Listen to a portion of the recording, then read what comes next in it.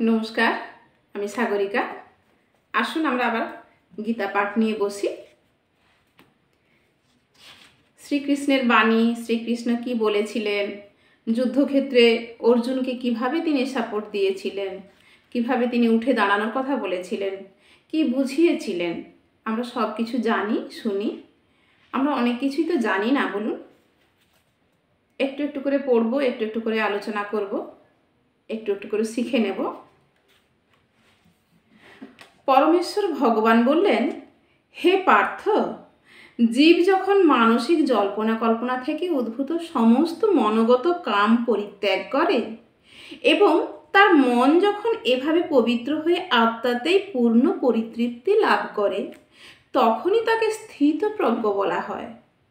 তাহলে মানসিক জল্পনা কল্পনা থেকে যে তৈরি হচ্ছে যে কামনা বাসনা, সেইগুলোকে পরিত্যাগ করতে হবে। সেইগুলো পরিত্যাগ না করলে, এগুলোকে মন যখন এভাবে পবিত্র হয়ে আত্মাকেই পূর্ণ পরিতৃপ্তি লাভ করে, তখনই তাকে স্থিতপ্রজ্ঞ বলা হয়।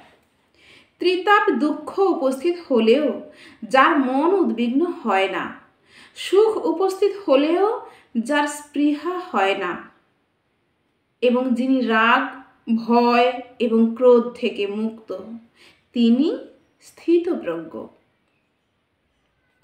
দুঃখ উপস্থিত হলেও যিনি উদ্বিগ্ন হন না, সুখ উপস্থিত হলেও যার মধ্যে স্পৃহা, লোভ দেখা যায় না, যিনি রাগ, ভয়, ক্রোধ এই সব থেকে মুক্ত, তিনি স্থিতপ্রজ্ঞ। জড়জগতে যিনি সমস্ত জড় বিষয়ে আসক্তি রহিত, কোনো জড়জগতের কোনো কিছু বিষয়ে তার আসক্তি যার নেই, যিনি প্রিয় বস্তু লাভে আনন্দিত হন না, সবচেয়ে প্রিয় বস্তু পেয়েছি, খুব আনন্দিত, তিনি আনন্দিত হন না, এবং অপ্রিয় বিষয় উপস্থিত হলে দ্বেষ করেন না। খুব খারাপ অবস্থার সৃষ্টি হলেও তিনি কোনো রকমের দ্বেষ, হায় হতাশ, বিদ্বেষ কোনো কিছু করেন না। তিনি পূর্ণ জ্ঞানে প্রতিষ্ঠিত হয়েছেন। কূর্ম যখন তার অঙ্গসমূহ তার কঠিন বহিরাবরণের মধ্যে সংকুচিত করে, তেমনি যে ব্যক্তি তার ইন্দ্রিয়গুলিকে ইন্দ্রিয়ের বিষয় থেকে প্রত্যাহার করে নিতে পারেন, তার চেতনা চিন্ময় জ্ঞানে প্রতিষ্ঠিত। আমরা কচ্ছপকে দেখেছি যে তার সমস্ত অঙ্গ প্রত্যঙ্গ, মানে তার হাত, পা, মাথা, মুখ সবটাই সে একটা কঠিন আবরণের ভেতরে ঢুকিয়ে নেয়। সেই রকম করে সমস্ত ইন্দ্রিয়, আমাদের যে 5খানা ইন্দ্রিয় রয়েছে, সেই ইন্দ্রিয়ের যে বহিঃপ্রকাশ, সেই ইন্দ্রিয়ের সমস্ত বিষয়গুলো থেকে যদি আমরা নিজেদেরকে সরিয়ে নিতে পারি, তাহলেই হবে স্থিতপ্রজ্ঞ। এই বিষয়ে একটা গল্প মনে পড়লো যে একজন মুনি ঋষি, তিনি পাহাড়ের একদম ওপর প্রান্তে গিয়ে বসে ধ্যান করছে। তো একজন মানুষ সেখানে তাকে দেখতে পেয়ে, যে আপনি ধ্যান করছেন এখনো, কেন আপনি এখনো কি চান? আপনি তো সন্ন্যাসী মানুষ, তো আপনার কি চাওয়ার আছে বা কিছু? তিনি সেখানে বলছেন যে আমি আমার মধ্যেকার যে মানে এই যে আমার জিহ্বার কাজটাকে সরিয়ে দিতে চাই। আমার যে আমার যে হিংস্রতার যে নখগুলো রয়েছে, সেগুলোকে সরিয়ে দিতে চাই। কাম, ক্রোধ, সেইগুলোকে সব কিছুকে, এই যে পঞ্চ ইন্দ্রিয়ের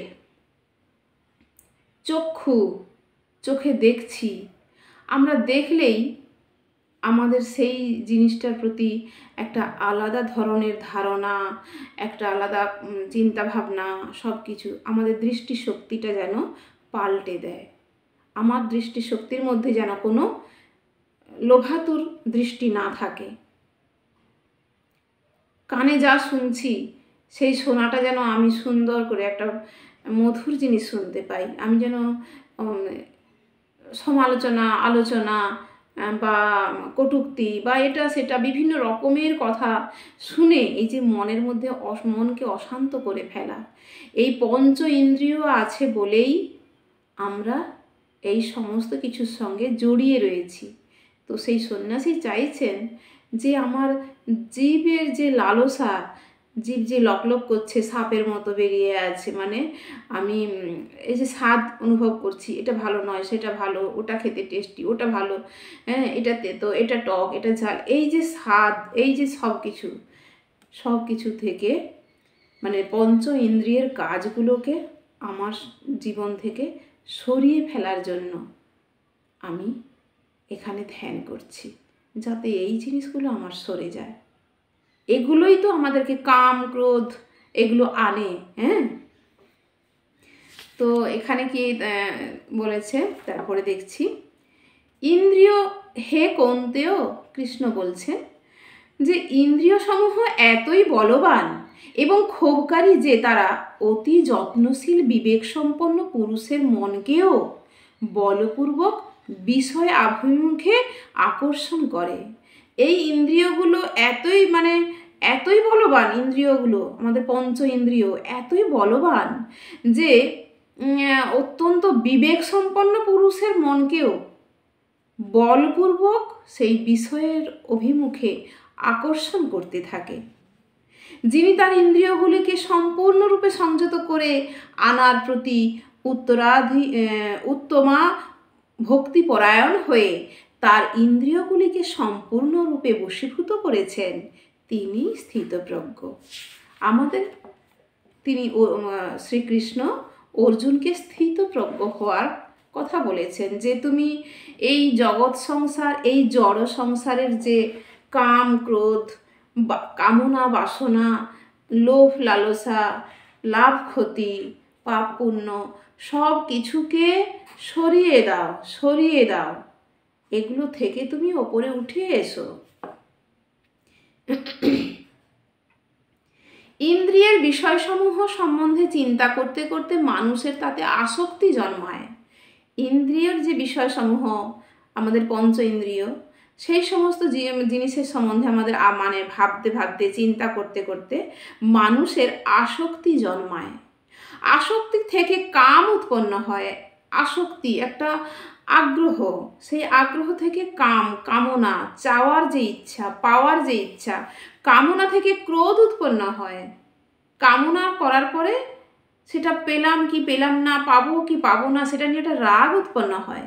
সেই ক্রোধ থেকে সম্মোহ থেকে স্মৃতি বিভ্রম, ভুলে যাচ্ছে সব কিছু দিয়ে তর্ক বিতর্ক, স্মৃতি বিভ্রম থেকে বুদ্ধিনাশ, বুদ্ধিটা নষ্ট হয়ে যায়।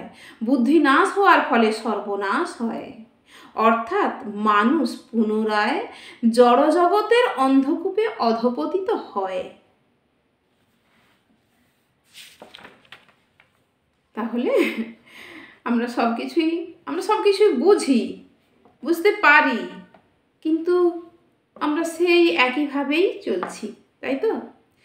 সংযত চিত্ত মানুষ প্রিয় বস্তুতে স্বাভাবিক আসক্তি এবং অপ্রিয় বস্তুতে স্বাভাবিক বিদ্বেষ থেকে মুক্ত হয়ে তার বশীভূত ইন্দ্রিয়ের দ্বারা ভগবত ভক্তির অনুশীলন করে ভগবানের কৃপা লাভ করেন।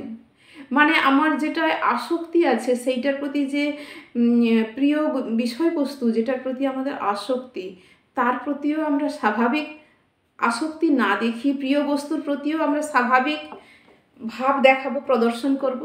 আবার অপ্রিয় যেটা খুবই খারাপ, সেটার উপরে বিদ্বেষ বা বিরক্ত বা মন খারাপ বা কোনো কিছু না দেখিয়ে সেখানেও আমাদেরকে স্থির থাকতে হবে এবং ঈশ্বরের প্রতি বিশ্বাস, ভক্তি এগুলো নিয়ে ভগবানের কৃপা লাভ করতে হবে। যে ব্যক্তি কৃষ্ণ ভাবনায় যুক্ত নয়, তার চিত্ত সংযত নয়, চিত্ত তার সংযত নয়, তার পারমার্থিক বুদ্ধি থাকতে পারে না। তার পরমার্থ চিন্তা শূন্য ব্যক্তির শান্তি লাভের কোনো সম্ভাবনা নেই। এই রকম শান্তিহীন ব্যক্তির প্রকৃত সুখ কোথায়? যিনি শান্তিই পাচ্ছেন না, তার প্রকৃত সুখ কোথায় পাবেন তিনি? প্রতিকূল বায়ু নৌকাকে যেমন অস্থির করে, ধরুন নৌকা চলছে সম্মুখের দিকে, সামনের দিকে, বাতাস বইছে উল্টো দিকে, প্রতিকূল বায়ু, উল্টো দিকে বাতাস বইছে, তার মধ্যে যদি একটা নৌকো চলে, সেটা কি হবে? তেমনই যেমন অস্থির করে, অস্থির, নৌকোটাকে ধরে রাখা যায় না, হাল ধরে রাখতে পারা যায় না, নৌকোকে স্থিরভাবে এগিয়ে নিয়ে যাওয়া যায় না। ঠিক তেমনি সদা বিচরণকারী যে কোনো একটি মাত্র ইন্দ্রিয়ের আকর্ষণেও মন অসংযত ব্যক্তির প্রজ্ঞাকে হরণ করতে পারে। যার ইন্দ্রিয়গুলি ইন্দ্রিয়ের বিষয় থেকে সর্বপ্রকারে নিবৃত্ত হয়েছে, তিনি স্থিতপ্রজ্ঞ। যার ইন্দ্রিয়গুলো ইন্দ্রিয়ের বিষয় থেকে সরে যেতে পেরেছে, সমস্ত জীবের পক্ষে যা রাত্রি স্বরূপ, স্থিতপ্রজ্ঞ সেই রাত্রিতে জাগরিত থেকে আত্মবুদ্ধিনিষ্ঠ আনন্দকে সাক্ষাৎ অনুভব করেন। যখন সমস্ত জীবের কাছে যেটা রাত্রি, সেই রাত্রি হচ্ছে স্থিতপ্রজ্ঞ মানুষেরা সেই রাত্রিতে জেগে থেকে কি করেন? আত্মবুদ্ধিনিষ্ঠ আনন্দকে সাক্ষাৎ অনুভব করেন। বুদ্ধি দিয়ে তারা সেই আনন্দকে অনুভব করেন। আর যখন সমস্ত জীবেরা জেগে থাকে, তখন তত্ত্বদর্শী মনের নিকট তা রাত্রি স্বরূপ।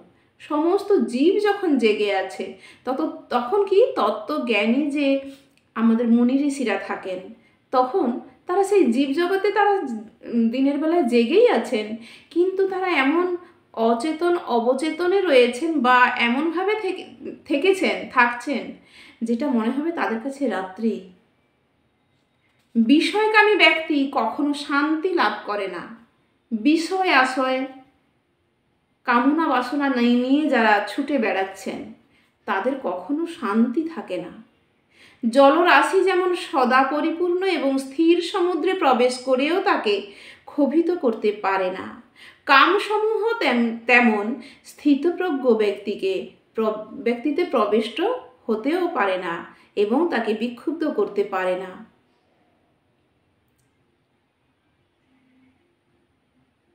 স্থিতপ্রজ্ঞ যে মানুষ, যিনি সব ব্যাপারেই স্থির, যার মধ্যে কোনো ইন্দ্রিয়ের কোনো লক্ষণ দেখা যাচ্ছে না। আমাদের যে পঞ্চ ইন্দ্রিয়, লোভ লালসা, চাওয়া পাওয়া, কামনা বাসনা, ভালো মন্দ, আসক্তি, এই জিনিসগুলো থেকে স্থিতপ্রজ্ঞ মানুষেরা ধীর স্থিরভাবে থাকে। তাদের মধ্যে কামসমূহ কে বলছে যে কামসমূহ তেমন স্থিতপ্রজ্ঞ ব্যক্তিকে কাম মানে স্থিতপ্রজ্ঞ যিনি ব্যক্তি হয়ে যান, তার মধ্যে কামনা বাসনা ঢুকে গিয়েও তাকে তোলপাড় করতে পারে না, তিনি শান্তি লাভ করেন। যে ব্যক্তি সমস্ত কামনা বাসনা পরিত্যাগ করে জড় বিষয়ের প্রতি নিস্পৃহ, নিরহংকার এবং মমত্ব বোধ রহিত হয়ে বিচরণ করেন, তিনি প্রকৃত শান্তি লাভ করেন।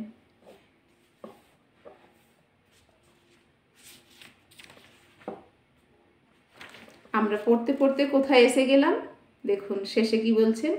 এই প্রকার স্থিতিকেই ব্রাহ্মী স্থিতি বলে হে পার্থ। যিনি এই স্থিতি লাভ করেন, তিনি মোহপ্রাপ্ত হন না।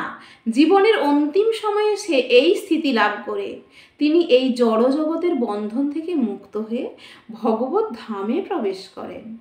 এই মোহ মায়া, এই জড় প্রকৃতি থেকে তিনি মুক্ত হয়ে তিনি ভগবত ধামে প্রবেশ করেন। আমরা কিন্তু একটু একটু করে পড়তে পড়তে কোথায় এসে পৌঁছেছি জানেন তো? আমরা দ্বিতীয় অধ্যায়ের শেষ পৃষ্ঠায় শেষ শ্লোক নিয়ে আলোচনা করে নিলাম, জেনে নিলাম, শুনে নিলাম। এর পরের দিন আবার আমরা তৃতীয় অধ্যায় শুরু করব। আমরা দেখছি কিভাবে কৃষ্ণ তার অর্জুনকে মায়া, মোহ, আসক্তি, কাম, ক্রোধ, এই যে বিষাদ, এই যে দুঃখ পাওয়া, এই যে কষ্ট পাওয়া, সব কিছু থেকে কিভাবে সরে আসতে হয়, কিভাবে উঠে দাঁড়াতে হয়, কোনো কিছুতে আনন্দের একটা নিজের যে সবচেয়ে খুব চাওয়ার একটা খুব খুশি হওয়ার মতো একটা জিনিস পেয়ে গেলে বিশাল খুশি হওয়া, আর সবচেয়ে দুঃখজনক ঘটনা ঘটে গেলে খুব দুঃখ পাওয়া, এগুলোতেই মানুষ জড়জগতের বন্ধনে আরও বেশি করে আবদ্ধ হয়ে পড়ে। এগুলোতেই মানুষ বেশি করে কষ্ট পায়, আবার সেই ঘুরে ফিরে জড়জগতের মোহে আচ্ছন্ন হয়ে পড়ে। এগুলো থেকে সরে দাঁড়াতে হবে। এগুলো থেকে আস্তে আস্তে লোভ, লালসা, কাম, কামনা, বাসনা, এগুলোকে সরাতে হবে। এগুলোর সেই ঘুরে ফিরেই আসবে, সেই ঘুরে ফিরে আমাদেরকে আলোড়িত করবে, আমাদেরকে মোহে আচ্ছন্ন করে তুলবে, আমাদেরকে বিপদগামী করে তুলবে। আমরা আমাদের পঞ্চ ইন্দ্রিয়ের সেই লোভ লালসাথে দিয়ে আরও জড়িয়ে পড়ব। কিভাবে এগুলোকে বুঝতে হবে, কিভাবে এগুলোকে সরাতে হবে, আস্তে আস্তে করে সব কিছু থেকে নিজেকে স্থির রাখার চেষ্টা করতে হবে, সেই জ্ঞান আমরা পেলাম। তাহলে আজ এই পর্যন্ত থাক। সবাই ভালো থাকুন, সবাই সুস্থ থাকুন। আসুন গীতা পাঠ করি, গীতা আলোচনা করি, কিছু জ্ঞান লাভ করি, কিছু শিখে যাই, কিছু জানি। একজন মানুষ হিসাবে, একজন হিন্দু হিসেবে গীতা বই শুধু কি আলমারিতে আলনায় গুছিয়ে, বুক সেলফে গুছিয়ে রেখেই চলে যাব? কিছুই কি জানবো না?